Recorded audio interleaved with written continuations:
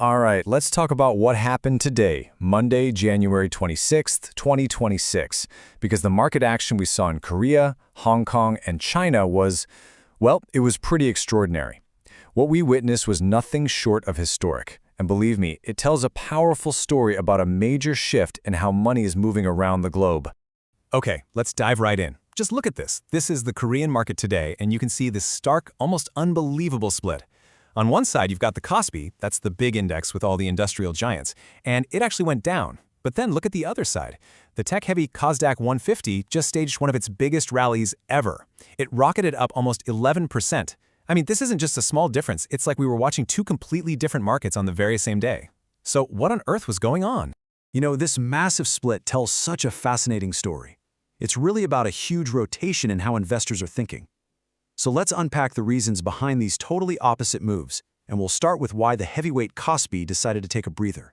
So the KOSPI's little dip today, it really wasn't a sign of panic. It was more like a collective exhale from the market. I mean, think about it. After a massive 75% run-up last year, the index slammed right into this huge psychological wall at 5,000 points. For a lot of investors, that was the perfect signal to say, you know what, I'm going to cash in some of these gains.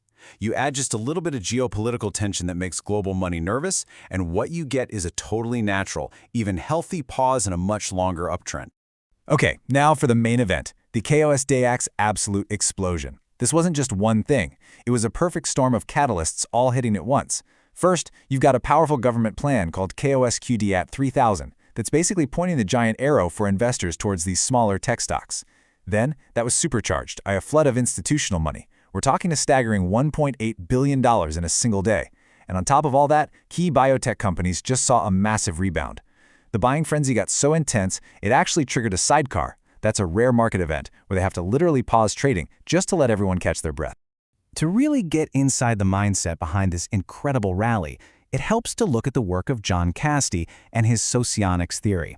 The core idea is actually pretty simple, but it's profound. It says that our collective social mood, how we all feel about the future, is what really drives the market, not the other way around. So, good news doesn't create a bull market. A bullish mood actively goes out and looks for reasons to keep buying. And wow, did today's market give us a perfect case study for this.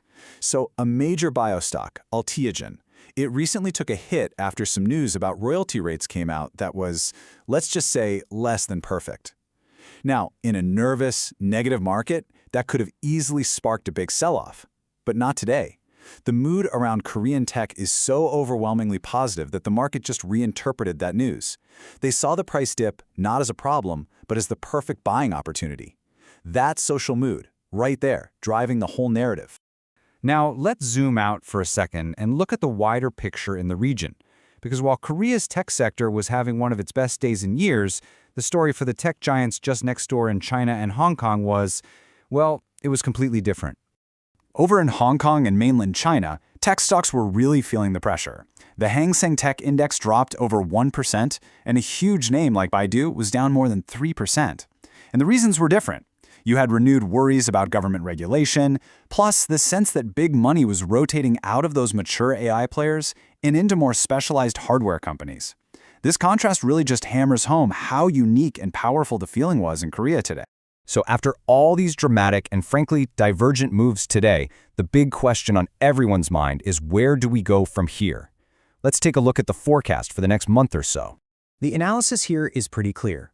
The thinking is that the KOSPI's pause is just that, a pause. The rally is expected to get back on its feet and push towards new highs. For the high-flying KOSDAQ, the forecast is for this incredible expansion to continue. And then over in Hong Kong, both the Hang Seng and Baidu are expected to recover, probably as big institutions start flowing back in to hunt for some value.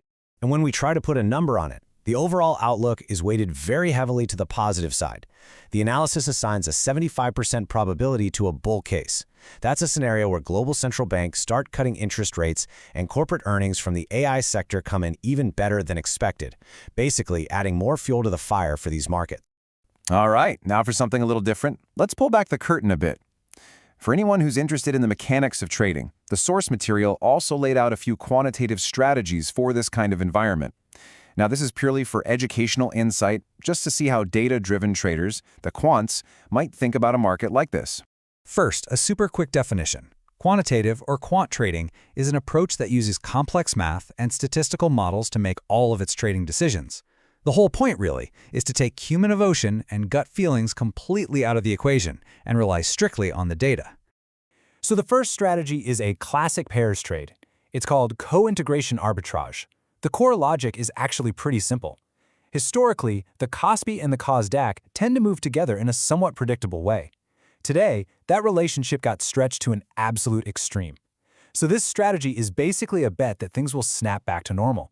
It involves buying the KOSDAQ, which is seen as temporarily undervalued, while at the same time shorting the KOSPI, which is seen as overvalued. The second strategy is all about managing risk. Look, we know the KOSDAQ is making these huge volatile swings right now, so instead of trying to guess the next move, a volatility targeting strategy uses statistical models to measure just how choppy the market is. When that volatility spikes up, the strategy automatically reduces the size of the investment. The goal here isn't to hit home runs. It's to keep the overall risk level of the portfolio smooth and constant, no matter what the market throws at you. And the third strategy is much more tactical. It's called the policy wave, and the idea is really straightforward. You just follow the money. The Korean government has that massive KOSDAQ 3000 initiative we talked about. So this strategy simply focuses on buying the companies in the sectors like biotech, robotics, and batteries that are positioned to directly benefit from that strong policy tailwind. It's about riding the wave the government is creating. So, after we've looked at the data, the theory, and even the strategies, what's the big takeaway here? What is the one crucial point to pull from all of this? What does a day like today really mean? When you put it all together, what does it mean? Well, the events of January 26th might be a lot more than just a single day of wild trading. The analysis argues this signals a fundamental change in perception. For years, you've heard investors talk about the Korea discount, this idea that Korean companies were always undervalued on the world stage. Today's action suggests that whole era might be over, and that it's being replaced by the K premium, a new era where global capital is finally waking up and is willing to pay a higher price for Korean innovation. And that leaves us with one final, provocative question that really frames the entire day's events. Are we witnessing the very beginning of a major, long-term reweighting of global capital? Is this a pivotal moment where investment priorities are fundamentally shifting right before our eyes toward Korea's technology and biotech hubs? That is the big picture to think about after today's truly historic session.